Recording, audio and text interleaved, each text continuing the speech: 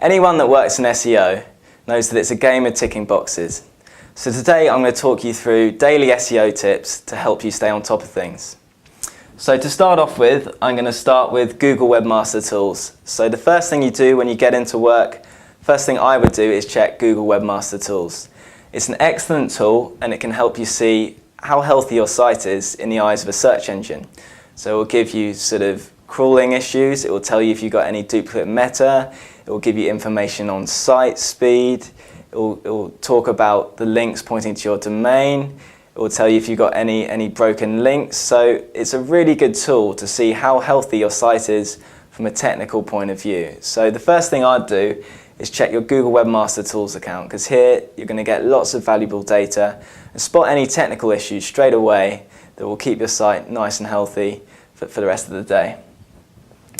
Next thing I'll look at is Google Analytics. Now obviously this is a huge tool with lots of potential, but the first thing I'll do is check my traffic data. I would then look at sort of what keywords are delivering traffic to what pages. You can look at your bounce rate. You can compare to sort of previous time periods. So is the traffic better than this time last week? Is the traffic better than this time last year? So it's a really good tool to sort of benchmark yourself and to see how you've performed the day before. So second thing I'll do is check my Google Analytics. Next up, I would look at backlinks. Now backlinks are a huge part of SEO still, and it's important that you take responsibility for the links pointing to your domain. So you can use a number of tools like Link Detox, Majestic SEO, Open Site Explorer. Again, you can even look in Google Webmaster Tools, but it's really important that you take responsibility for all the links pointing to your domain. So you can have a look at your links and start to decide what you think's relevant, what's not relevant, what's natural, what's deemed unnatural. So if you don't like a link pointing to your domain, try and remove that link. If you do like it, maybe you could change the anchor text to work in your favor. So there's lots of different things you can look at. You could look at the relevancy of the link, you could look at the IP address. So there's lots of different things that you can look at to make sure your link profile is squeaky clean. But again, it's really important you do this regularly, because with updates like Penguin and Panda, it's important that you take ownership of the links pointing to your domain. So number 3, I would check my backlinks. Moving on, I would then look at duplicate content. Now we all know search engines like Google frown upon duplicate content. So it's really important, again, that you focus on that content and make sure no one is using your copy. So you can use a tool to check your copy. One I tend to use is Copyscape. And again, you can run your site through that tool and find out, is anyone else using your copy on the web? If they are, make sure you contact them and ask them to change the copy, or even better, change your copy to make sure it's unique. And again, it's something you should take responsibility for. And if you're checking your duplicate content regularly, then you won't have any hiccups if there is any duplicate content sort of out in the SERPs, which could be harming your rankings. Okay, next up, we're going to look at rankings themselves. Now, some people tend to check their rankings as they're brushing their teeth. Some people tend to check them daily on their iPhone.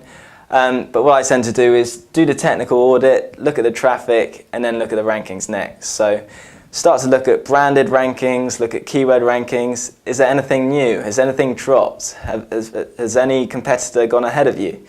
It's a really good way to sort of decide what you're going to work on for the rest of the day. So if there might be one particular key term that you dropped for, this will then give you something to go on to work on in the afternoon.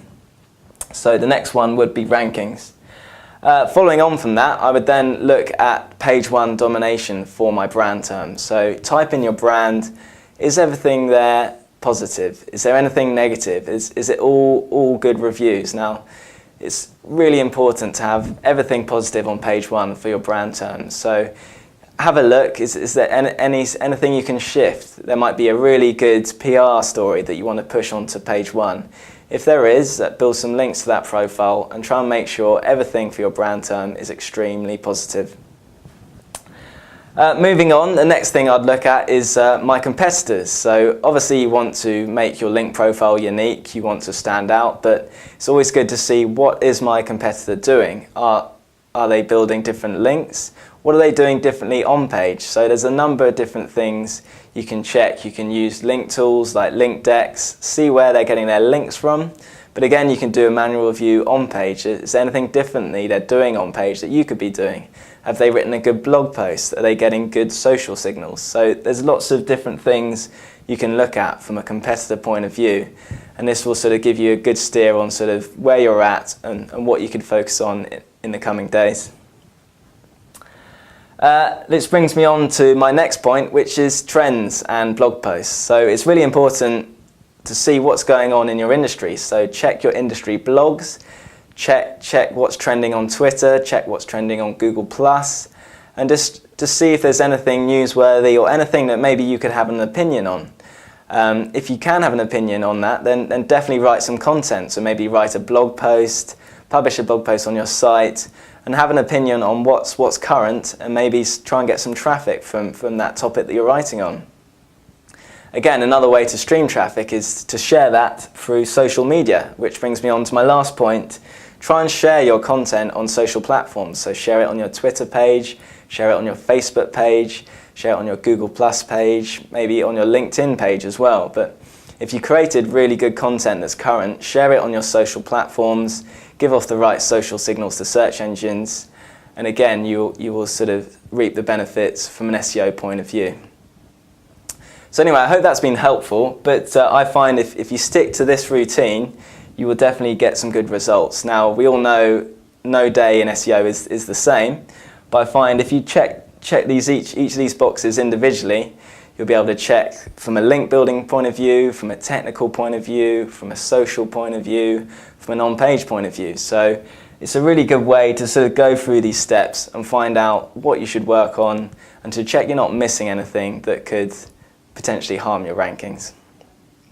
So anyway, thanks for watching. If you do want any more information on SEO tips, feel free to visit Kuzai and you can have a look on our blog. It's at kuzai.com.